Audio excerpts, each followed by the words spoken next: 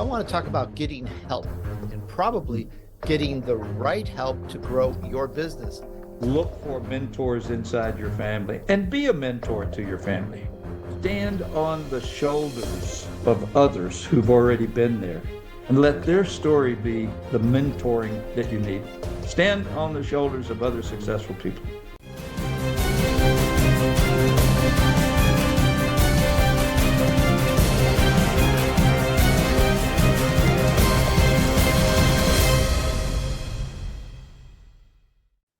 Welcome back to our channel. We're here to help you bounce back to success. And today I want to talk about getting help and probably getting the right help to grow your business. Hi, Max. How are you today?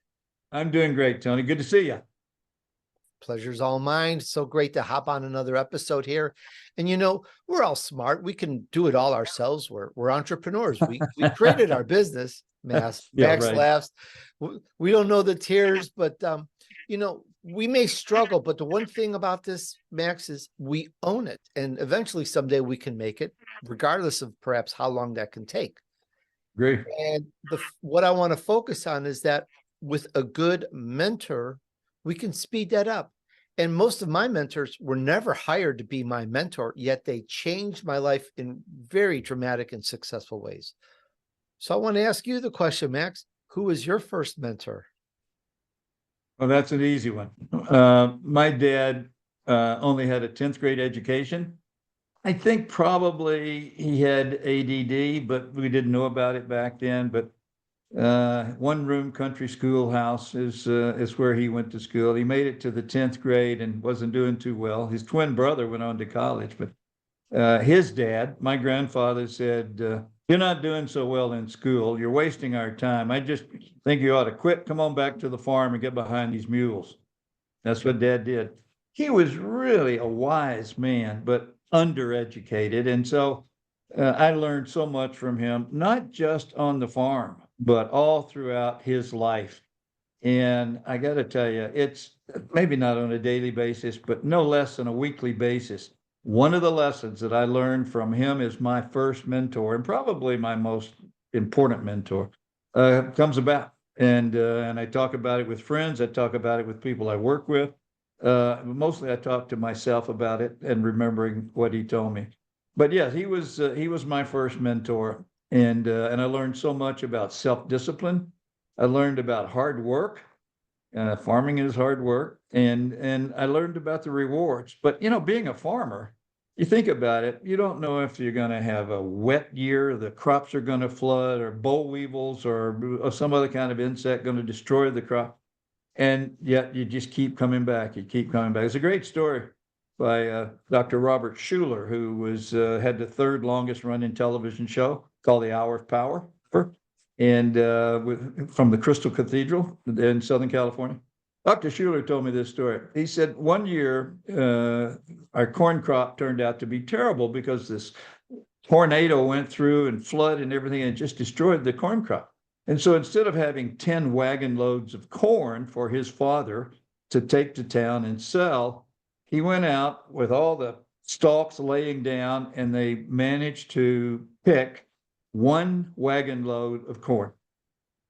And his dad that night at the table said a prayer, thanking God for the one load of corn, because that's enough to plant next year's crop. Now, that's the kind of mentor you want. Okay, someone that'll give you optimism, that'll give you inspiration to go on and bounce back from disaster. And my dad was really super at that. He also often would tell me that, you're not always right, son. And that's one of the great lessons that I learned from him. He was also very conservative physically, and I was not. And he ended up having a big farm.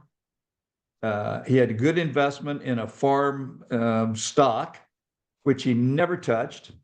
And when he passed, he left a substantial six-figure amount of money to three children. And he was a huge success as a 10th grader. Now, that's a mentoring story. Not only all did I learn from him, but just looking at his life has turned out to be one of the great mentor impacts in my life. You know, from reading, this is, we're talking about chapter 2 in your book, the harder I fall, the higher I bounce. Right. And your dad was a genius. I mean, for today to leave what he did as an estate for his children is really quite amazing. So I think he was very smart, whether he had 10th grade or not. He definitely had a lot of common sense. And Very just as a wise.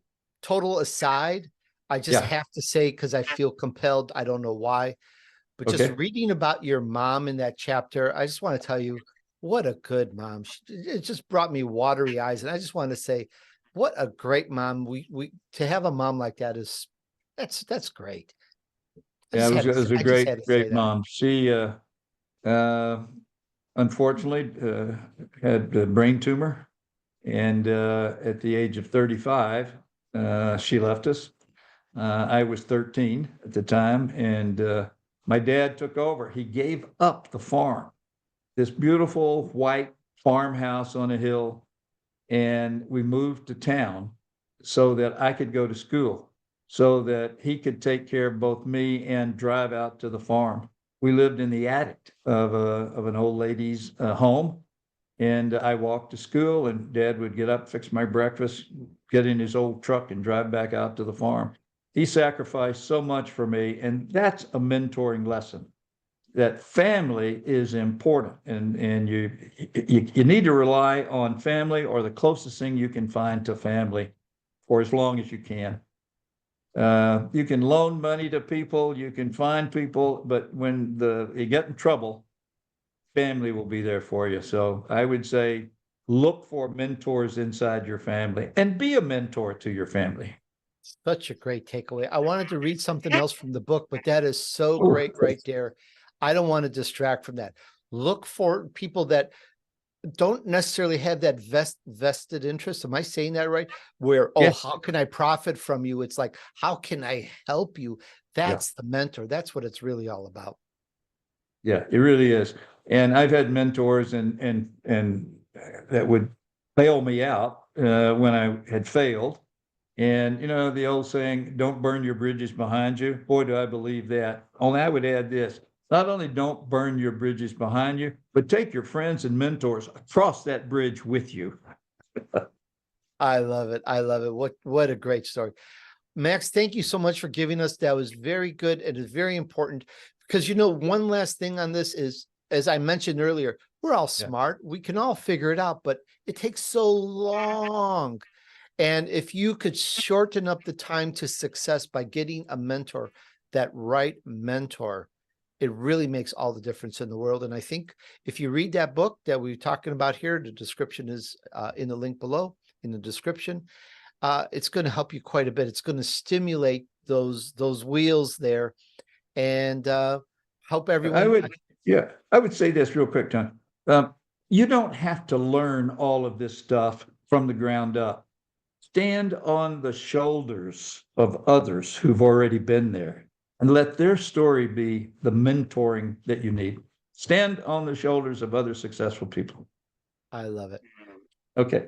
Thank you so much for hanging out with us today, Max. I just want to thank you. And to the audience, I like to ask, what's your mentor story? We'd like to hear it. Please tell us in the comments below. And if you like this podcast, please give us a big thumbs up, subscribe down below, and we'll see you on the next episode. Right, Max? We'll see you. Be good to yourself, Tony. Thank you.